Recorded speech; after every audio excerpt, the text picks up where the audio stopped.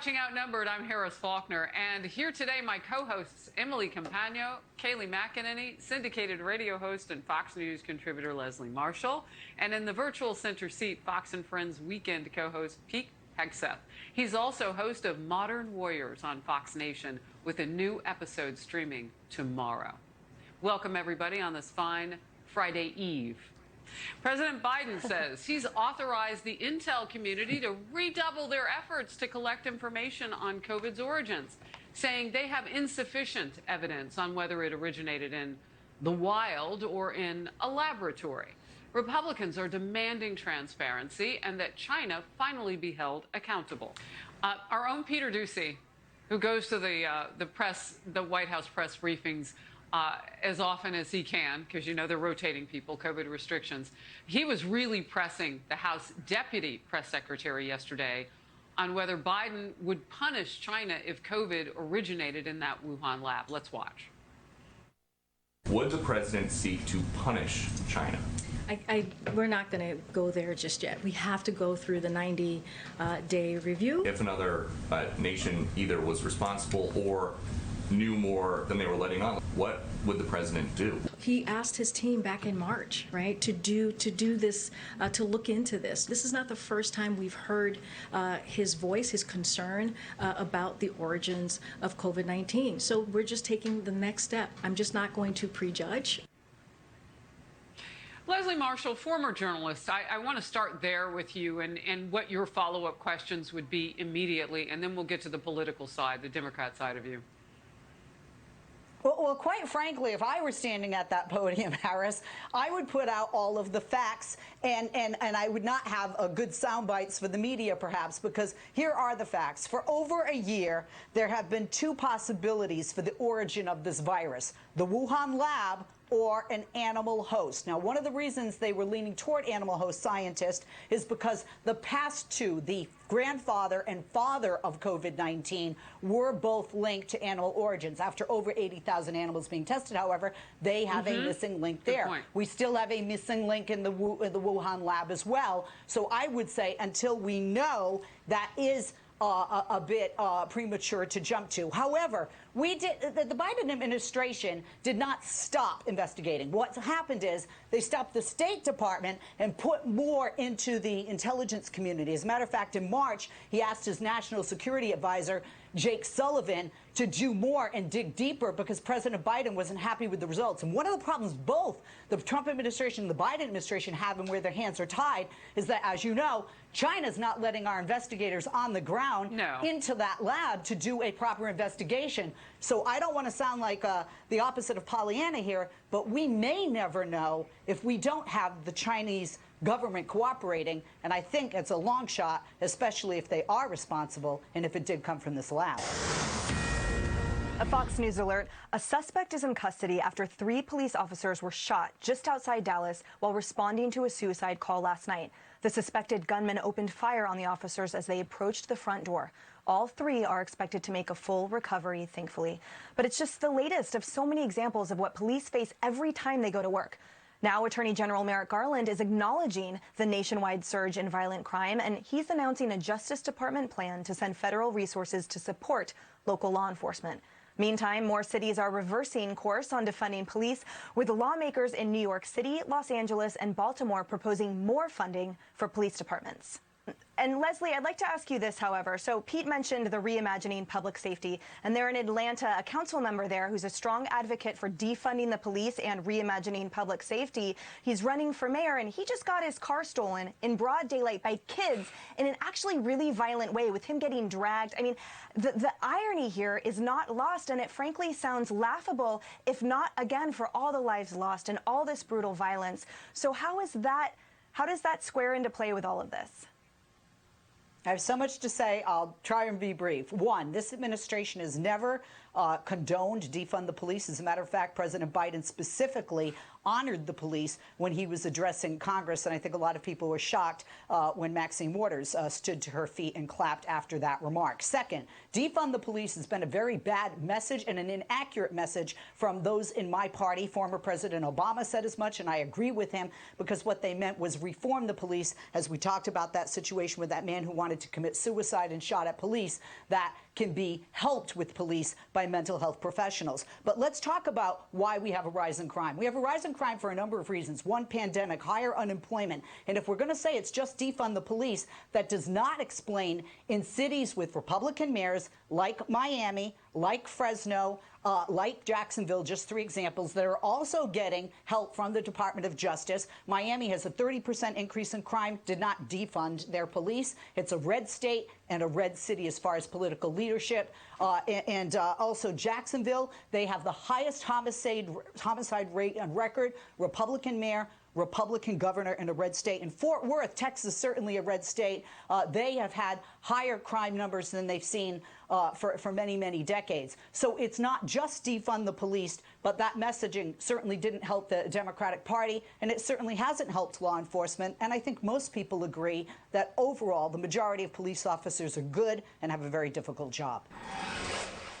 I have never discussed with my son or my brother or anyone else anything having to do with their businesses, period. Do you stand by your statement that you did not discuss any of your son's overseas business dealings with him? Yes, I stand by that statement. Do you still think that the stories from the fall about your son Hunter were Russian disinformation and a smear campaign, like you said?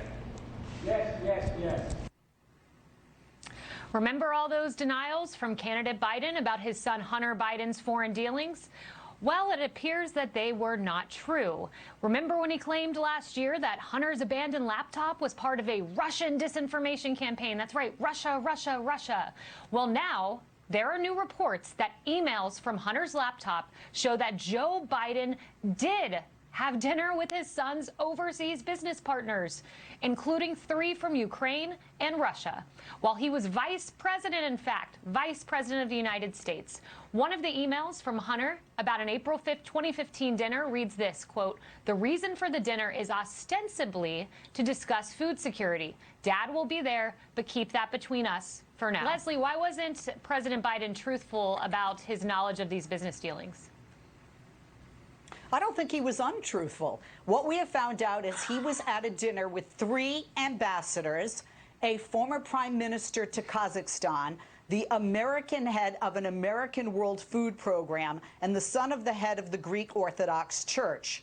And this is not illegal. Some people would question the ethics, but why don't we question those individuals as to what was discussed? Was it business, or was it more like Hunter Biden being like, my dad's the vice president of the United States, I'll let you meet him, he'll come, he'll sit and have a glass of wine or coffee with us, and everybody thanked him for meeting his father. We still don't know if there was any discussion that contradicts what the president said when he said he has not spoken with his son about his international foreign business dealings. We know that he had a meeting. Yeah, that explanation to me defies.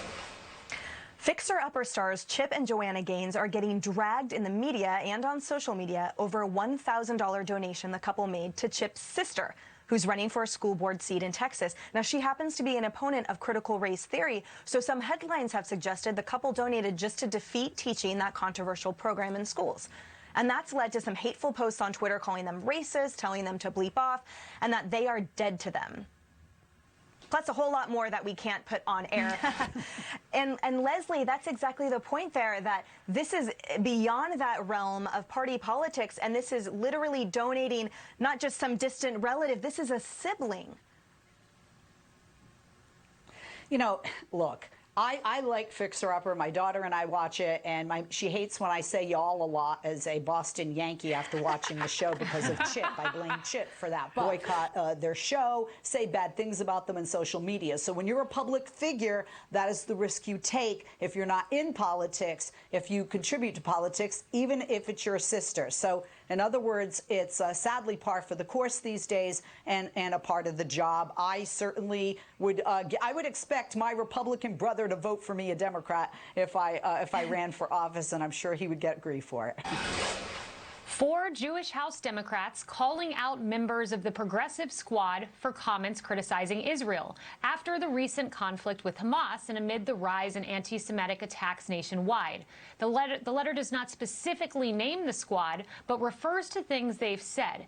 It reads in part, quote, "Elected officials have used reckless, irresponsible, anti-Semitic rhetoric. We also reject comments from members of Congress accusing Israel of being an apartheid state and committing acts of terrorism. These statements are anti-Semitic at their core and contribute to a climate that is hostile to many Jews," end quote. Good for those House Democrats.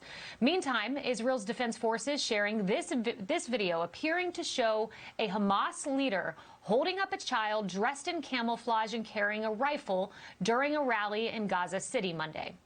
Leslie, coming to you, we have these 4 House Democrats coming out with this letter, but it also comes in the wake of those anti-Semitic tropes a few years back by Ilhan Omar, where Democrats, when they tried to pass a resolution just cleanly condemning anti-Semitism, they couldn't do it. And it led one member of your own party, Ted Deutsch, to say this: why are we unable to singularly condemn anti-Semitism? Why can't we call it anti-Semitism and show we've learned the lessons of history? And that's a Democrat saying that. Whether it's anti-Semitism, Islamophobia, prejudice, racism, discrimination, hatred are completely wrong. But I want to be very clear, as I think the only, I know Harris's husband is Jewish, but I think I'm the only one of Israeli descent, or Jewish descent, I should say, more specifically, on the panel. I think I offer a bit of a different perspective. I have a Christian parent, a Jewish parent. I'm married to a Muslim. Yes, my wedding looked like a UN gathering. I lived in Israel in 1996. And I saw with my own eyes, and I was brought up Israel good and Jews good, Arabs bad. I'll be very honest. And as I got older, I found that not to be true. There's good and bad among every nation and good and bad among every religion, ethnicity, and cultural background.